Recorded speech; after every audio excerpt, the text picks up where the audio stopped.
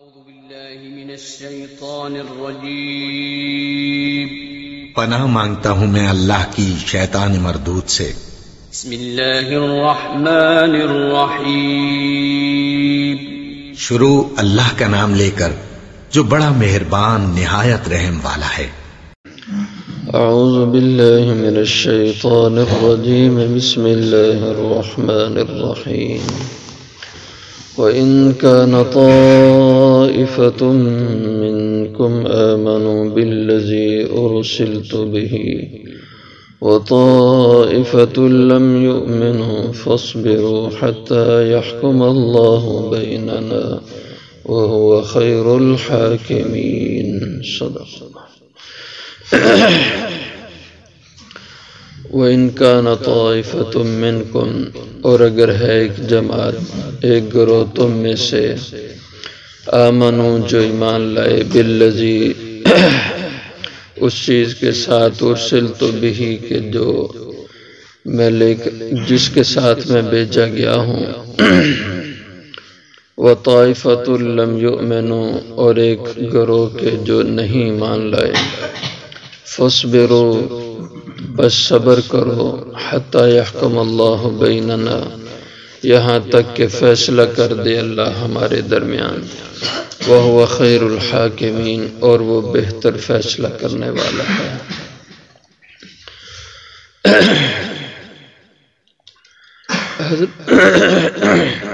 حضرت شعیب علیہ السلام کا ذکر ہو رہا ہے۔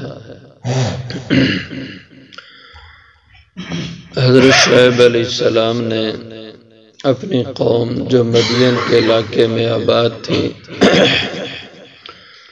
ان کو جو کچھ ان کے اندر بگاڑ اور خرابیاں تھیں، ان کی اصلاح کی دعوت دی۔ ایک تو کفر و شرک اس قوم میں تھا، اور دوسرا معاشرتی اور اخلاقی بگاڑ اور کمزوریاں تھیں۔ یہ تجارت پیشہ قوم تھی، تو یہ تجارت میں جو بددیانتی ہوتی ہے، فریب ہوتا ہے، اس کا ارتکاب کرتے تھے کہ ماپ تول میں کمی کرتے تھے، چوری ڈکیتیاں کرنے کا مزاج تھا۔ تو اس کے متعلق حضرت شعیب علیہ السلام نے ان کو واضح و نصیحت فرمایا، لیکن کچھ لوگ ماننے، اکثریت لوگ نہ ماننے والوں کی تھی، تو اس لیے فرمایا وَإِن كَانَ طَائِفَةٌ مِّنكُمْ، اور اگر ہے ایک گروہ تم میں سے، آمنوا بالذی جو ایمان لائے ہیں اس چیز کے ساتھ، اس وحی کے ساتھ، اس پیغام کے ساتھ، ارسلت بہ جو پیغام کے اس کے ساتھ مجھے بھیجا گیا ہے، یعنی جو میں اللہ کی طرف سے تعلیمات لے کر کے آیا ہوں، تو کچھ لوگ تو اس پہ ایمان رکھنے والے ہوئے، اور وطائفۃ لم یؤمنوا، اور کچھ لوگ وہ ہوئے جو ایمان نہ لائے، انہوں نے ایمان نہیں رکھا اس اللہ کی وحی پر۔ اور دوسرے مقام پہ حضرت شعیب علیہ السلام نے ان کو یوں فرمایا، بلکہ قوم نے کہا حضرت شعیب علیہ السلام سے کہ لولا رہتک لرجمناک، کہ شعیب تو باتیں غلط کہتا ہے جو ہم برداشت نہیں کر سکتے۔ دیکھیں نا، معاشرے میں خود کس قدر گراوٹ اور بگاڑ ہے کہ ماپ تول میں کمی کرتے ہیں، حقوق کو ضائع کرتے ہیں، ڈکیتیاں کرتے ہیں، قتل و غارت گری کرتے ہیں، اس کو کوئی برا نہیں سمجھتے۔ حضرت شعیب علیہ السلام جو سمجھا رہے ہیں ان کو برا سمجھ رہے ہیں، اور ان کو کہتے ہیں کہ تو اپنی ان حرکات سے باز آ جا، ہمیں یہ باتیں نیکی کی نہ بتایا کر۔ اور جب حضرت شعیب علیہ السلام اس پہ بھی ان کی طرف توجہ نہیں دیتے بلکہ برابر ان کو سمجھاتے ہیں، تو پھر دھمکی کیا دیتے ہیں، ڈراوا کیا دیتے ہیں کہ شعیب اگر یہ تیری برادری نہ ہوتی نا، تو اکیلا ہوتا ہمارے اندر، تو لرجمناک، ہم تجھے پتھر مار مار کے سنگسار کر دیتے۔ تو ہمیں تیری برادری کا ڈر ہے کہ تجھے ہم مار دیں تو تیری برادری پھر ہم سے بدلہ لے گی۔ چونکہ یہ برادری کی حمایت ایک بڑا پریشر اور دباؤ ہوتا ہے. جیسے آپ صلی اللہ علیہ وسلم کے زمانہ میں قوم آپ کی دشمن ہے لیکن آپ کی طرف ہاتھ نہیں بڑھاتے تھے کہ آپ کی برادری وہ پھر ہم سے قصاص کا مطالبہ کرے گی. اس لیے وہ کہتے تھے کہ اگر ابو طالب سے کہ تم ان کو چھوڑ دو، ان سے الگ ہو جاؤ یا ان کو ہمارے حوالے کر دو تو پھر ہم دیکھتے ہیں کہ یہ کیسے ہمارے خداؤں کے خلاف بولتے ہیں. تو حضرت شعیب علیہ السلام سے بھی کہا لولا رہتک لرجمناک، اگر یہ تیری برادری نہ ہوتی تو تجھے ہم سنسار کر دیتے.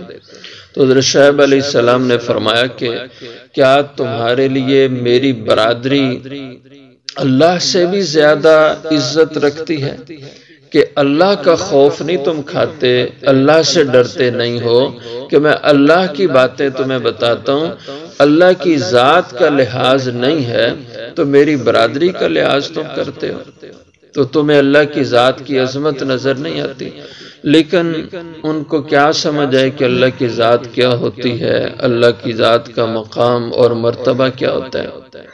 آج ہم بھی دیکھ لیں ہمارے معاشرے کا بھی یہی حال ہے، یہی سوچ ہے، یہی ایک انداز ہے چلنے کا. تو حضرت شعیب علیہ السلام نے فرمایا کہ کچھ لوگ تو ایمان لائے اور اکثریت ایمان نہ لائی، لہٰذا آج تمہیں حقیقت سمجھ نہیں آ رہی کہ سچ کس کے ساتھ ہے اور جھوٹ کس کے ساتھ ہے، حق پر کون ہے اور باطل پر کون ہے. تو فصبروا، اس لیے کچھ دیر ذرا ٹھہر جاؤ، صبر کر لو اس دنیا کے اندر، حتی یحکم اللہ بیننا، یہاں تک کہ اللہ کا فیصلہ آ جائے ہمارے درمیان. وَهُوَ خَيْرُ الْحَاكِمِينَ، اور وہ اللہ بہتر فیصلہ کرنے والے ہیں. وہ ان قریب یہ جو درمیان میں پردہ پڑا ہوا ہے جس سے حق تمہارے اوپر واضح نہیں ہو رہا، اس کو ہٹا دینے والے ہیں. موت کے بعد سب کچھ سمجھ آ جائے گا کہ حق پر کون تھا، غلطی پر کون تھا، یہ ساری سمجھ آ جائے گی. لیکن وہ سمجھنا، اس وقت کا ہوش آنا وہ بیکار ہوگا. جیسے قرآن کریم میں فرمایا کہ اس وقت تو بڑے سے بڑا ضدی کافر وہ بھی یہ کہنے پہ مجبور ہو جائے گا کہ لو کننا نسمع او ناقل ما کننا فی اصحاب السعیر، اے کاش کہ دنیا میں ہم ان پیغمبروں کی باتیں یا جو سمجھانے والے لوگ تھے ان کی باتوں کو سنتے، ان کو سمجھتے، تو آج ہمیں یہ دوزخ کا منہ نہ دیکھنا پڑتا. اس وقت ہوش آ جائے گی، سمجھ آ جائے گی، لیکن اس کا فائدہ نہیں ہوگا.